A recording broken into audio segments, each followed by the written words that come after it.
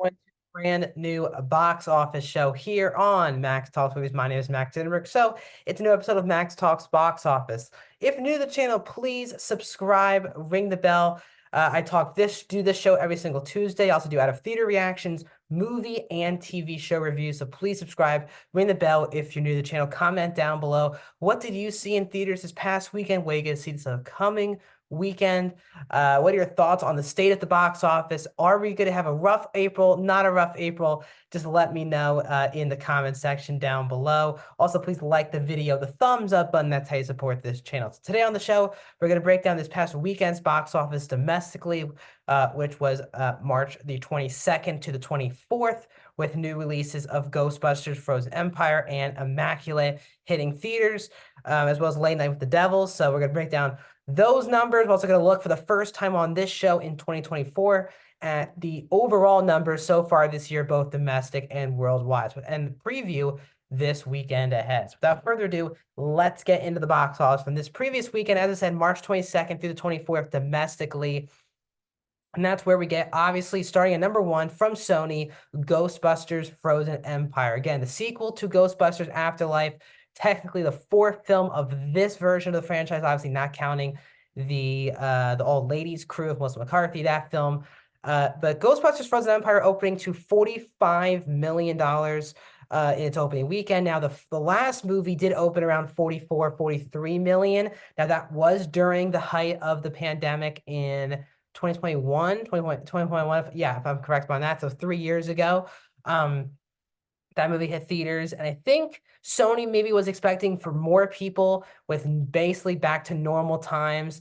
But again, the buzz has not been great. The audience scores for this movie is not great, and nor the critic scores. So this movie, I don't think will have the legs that Afterlife did. Now, yes, Afterlife has been getting a lot of crap over the years since that movie has come out. But even Afterlife, a lot of people, for the most part, did enjoy that movie.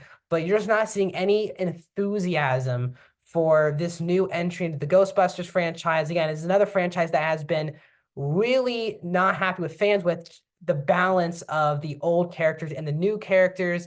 This franchise has now become all about nostalgia for the 80s.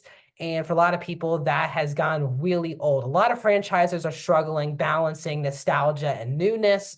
And this franchise is starting to become one of them. Again, it has a 4 in front of it. That is important. If it had below a 40 million, that would be a major problem. But it's going to be interesting to see what the legs are for this movie with all kind of not great enthusiasm for this film.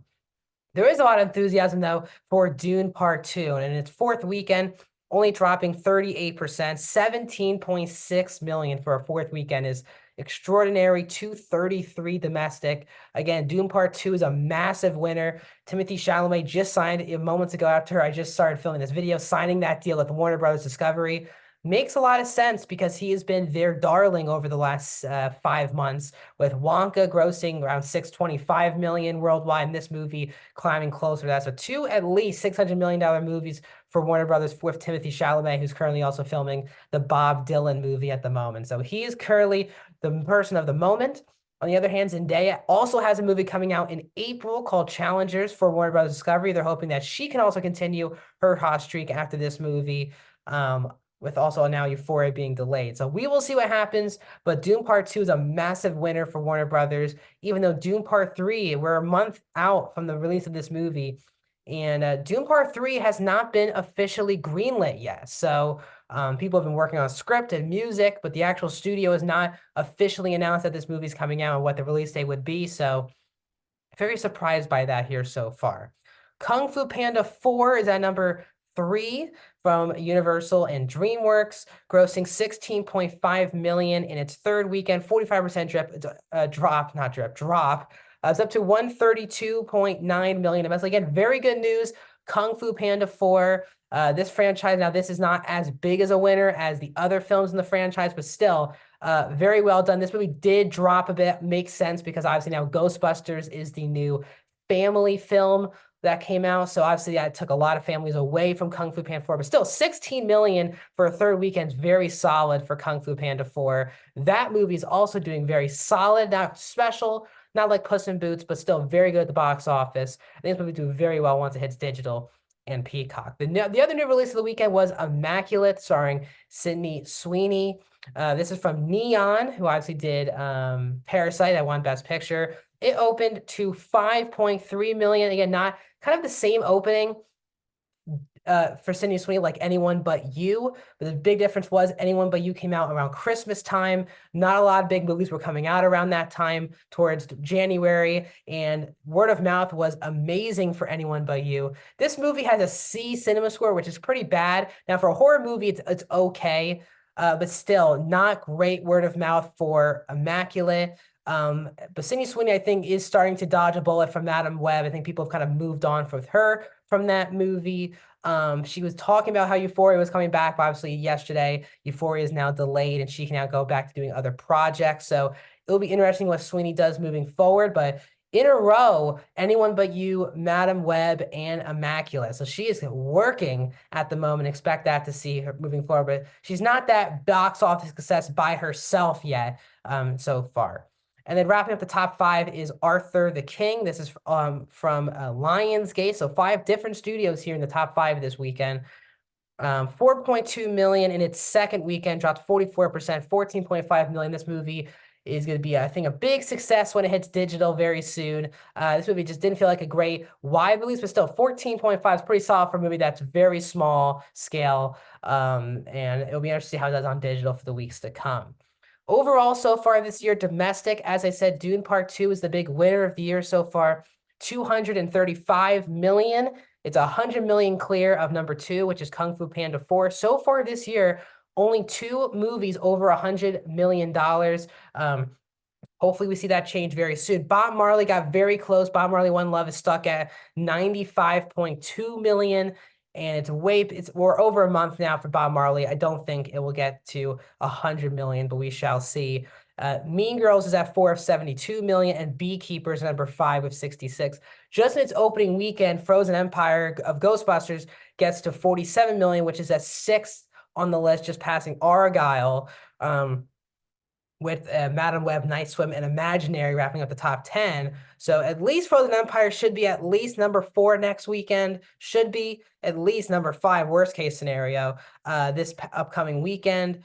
But the question is, it probably will get to over 100 million, but we shall see. It is losing premium screens already this upcoming weekend. We'll talk about that when we get to the preview. And so far this year, worldwide, Dune Part 2 is still the biggest movie of the year, 577 worldwide, 235 here domestic, 342 internationally again. Wonka did get to 625 worldwide, so Dune Part 2 trying to eclipse that, but still massive win for Warner Brothers Discovery. This is a big movie that has legs. It has been keeping its IMAX and Dolby screens for weeks now. It's going to lose finally some IMAX screens this weekend from its own studio, but still expect more success here for Dune Part 2 moving forward. The 2 through 5 on the overall worldwide charts are from China. And then wrapping up the American movies on the top 10 worldwide, Kung Fu Panda 4 is at 267 worldwide at the number 6. Bob Marley One Love's at 7 with 173 worldwide.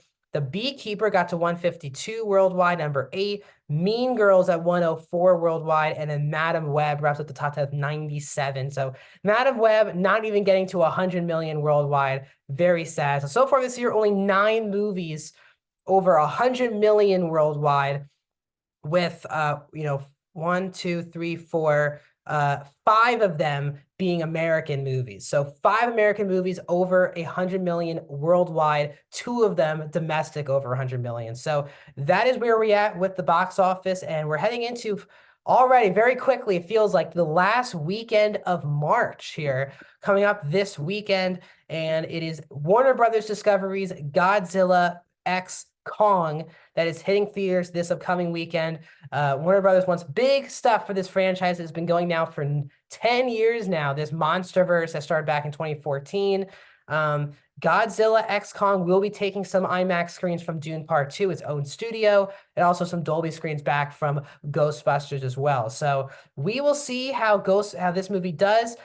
Next week on the channel, we'll break down this past weekend's box office, do the same thing, breaking down the worldwide and domestic numbers. But also next week, because it will be the first week of April, we'll break down the upcoming releases that are coming out in April. So stay tuned to the channel. More videos are coming out this week, including my review of Ghostbusters Frozen Empire, which will include my out-of-theater reaction that's coming out later today. Tomorrow, you'll get my Ghostbusters review.